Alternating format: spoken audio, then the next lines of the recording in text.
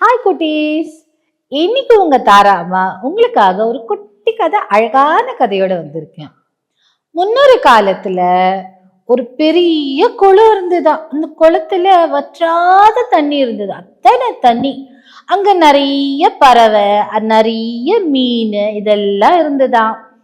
அங்க ஒரு ஆமையும் வசிச்சுட்டு வந்துதான். அந்த ஆமைக்கு 2 அன்னப்பறவை ஃப்ரெண்டா இருந்துதான். அந்த அன்னப்பறவைக்கும் ஆமைக்கும் ரொம்ப நாள் பழக்கமா. எப்பவுமே சிரிச்சுட்டே இருப்பாங்களா, விளையாடிட்டே இருப்பாங்களா. அந்த ஆமைக்கு ஒரு கெட்ட பழக்கமும் இருந்ததா. என்ன கெட்ட பழக்கம்?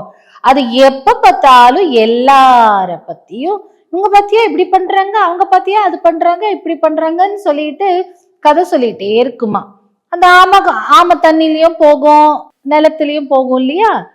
இது என்ன பண்ணுமா, காட்டுக்குள்ள எங்கேயாவது போய் திரிஞ்சுட்டு அங்க ஏதாவது முனிவர் தவம் எல்லாம் பண்ணா, உனக்கு வந்து சொல்லுமா அந்த அன்னப்பறவை கிட்ட, உனக்கு ஒரு விஷயம் தெரியுமா, அங்க ஒரு முனிவர் இப்படி உட்கார்ந்துருக்காரு, அவர் இப்படி இருக்காரு, அப்படி இருக்காருன்னு சொல்லுமா. அதுக்கப்புறம் அங்க இருக்கிற முயல், மீன் இவங்களை பத்தி எல்லாம் புறம் பேசிட்டே இருக்குமா. வாயோயாம பேசுமா, ஒரு நாள் முழுக்க பேசுமா.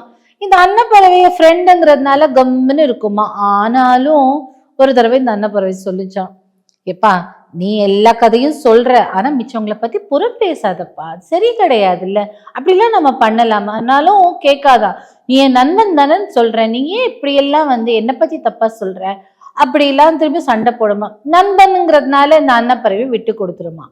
அப்போ நாட்கள் கொஞ்ச நாள் போனதுக்கு அப்புறம் அந்த குளம் வற்றி போச்சான்.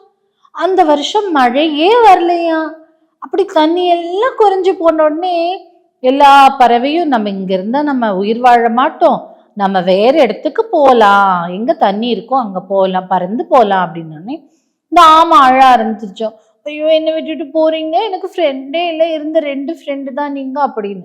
அப்போ இந்த அன்னப்பறவைக்கும் ஃப்ரெண்ட்ஸை விட்டுட்டு போக மனசே இல்லையா.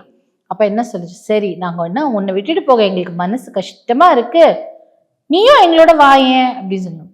நான் எந்த காலத்துக்கு நடந்து வர்றது, நான் இங்க இருந்து அங்க போறதுக்கே எனக்கு ஒரு நாள் முழுக்க ஆகும், நான் இன்னொரு குளம் தேடி போறதுக்கு அவ்வளோ நாள் ஆகும், நான் எப்ப ரீச் ஆவேன் அப்படின்னு. ஆமா அதுவும் கரெக்ட் தான் அப்படின்னு அன்னப்பறவை 2 டிஸ்கஸ் பண்ணிச்சேன். அப்போ சொல்லுங்களா, நீ ஒண்ணு பண்ண, நாங்க ஒரு பெரிய குச்சி எடுத்துக்கிறோம், ஒரு பக்கம் அந்த அன்னப்பறவை பிடிச்சுக்கட்டும், இந்த பக்கம் நான் பிடிச்சுக்கிறேன், நடுவுல அந்த குச்சியை நீ வாயில பிடிச்சுக்கோ, ஆனா ஒண்ணு, நீ பேசக்கூடாது, யார பத்தியும் எந்த பத்தியும் பேசக்கூடாது, பேசாம வந்தீங்கன்னா நம்ம எல்லாம் வேற ஒரு இடத்துக்கு, நல்ல செழிப்பா தண்ணி இருக்கிற இடத்துக்கு இடம்பெயர்ந்து போலாம் அப்படின்னு சொன்னிச்சான்.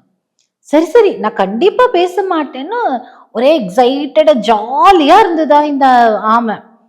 ஒரு நாள் அந்த பெரிய குச்சி எடுத்துட்டு வந்து அன்னப்பறவை, சரி நான் இந்த பக்கம் பிடிச்சுக்கிறேன், அந்த பக்கம் அந்த அன்னப்பறவை பிடிச்சுக்கும், நடுவுல நீ வாயில பிடிச்சுக்கணும், திரும்ப திரும்ப சொல்ற, நீ பேசக்கூடாது அப்படின்னு. கண்டிப்பா பேச மாட்டேன் அப்படின்னு சொல்லிச்சான். அப்புறம் இந்த அன்னப்பறவை 2ம் அந்த ஆமையை தூக்கிட்டு பறக்க ஆரம்பிச்சுதான். கீழே இருந்த விலங்குகள், மிச்ச அனிமல்ஸ் எல்லாம் பார்த்துட்டு, பாத்தியா ஆமை பறக்குது, பாத்தியா ஆமை பறக்குது, பாத்தியா அப்படின்னு இந்த ஆமைக்கு ஒரே பெருமையா அடிச்சான்.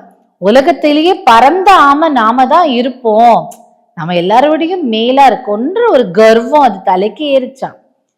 உடனே என்ன பண்ணுச்சான், வாயை திறந்து கீழே இருக்கிற மிச்ச ஆமைகள் எல்லாம் பார்த்துட்டு, நீங்க எல்லாம் வேஸ்ட், உங்களால எல்லாம் பறக்க முடியல, பாத்தியா நான் பறக்குறேன் அப்படின்னு சொன்ன உடனே என்னாச்சு, வாயில கவ்வி பிடிச்சிட்டு இருந்தது கட்டைய விட்டுடுச்சான், டொமால்னு கீழே விழுந்துடுச்சான். இந்த அன்னப்பறவையை என்ன பண்ணும், ஐயோ என்னால முடியல என் ஃப்ரெண்டை வச்சுட்டு, ஆனா அதோட வாயாலேயே அந்த ஆமையும் கெட்டு போச்சு அப்படின்னு ஃபீல் பண்ணி, சரி நம்மளாவது இடம்பெயர்ந்து போவோம் சொல்லிட்டு குளத்தை தேடி போயிடுச்சான்.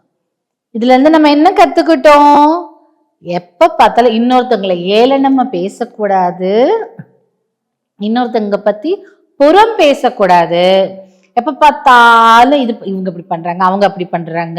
அதே மாதிரி அந்த ஆமைக்கு என்ன வந்து தலகணம், கர்வம் வந்துருச்சு, நான் பறக்கிறேன் அப்படின்னு. அப்படிங்கிற தலகணமும் கர்வமும் வரக்கூடாது இல்லையா. எப்பவுமே நம்ம ஹம்பிளா இருக்கணும் இல்ல. யார பத்தியும் தப்போ கோளோ இல்ல புறம் பேசுறதோ பின்னாடி வந்து காசிப் பண்றதோ இருக்கக்கூடாது. அப்படி இருந்ததுனால தானே அந்த பனிஷ்மெண்ட் வந்தது. அது பேச வாய் திறந்ததுனால தானே மேல இருந்து கீழே விழுந்தது. அதனால நம்ம யார பத்தியும் தப்பு பேசாம எப்பவுமே நல்ல புத்தியோட இருக்கணும்.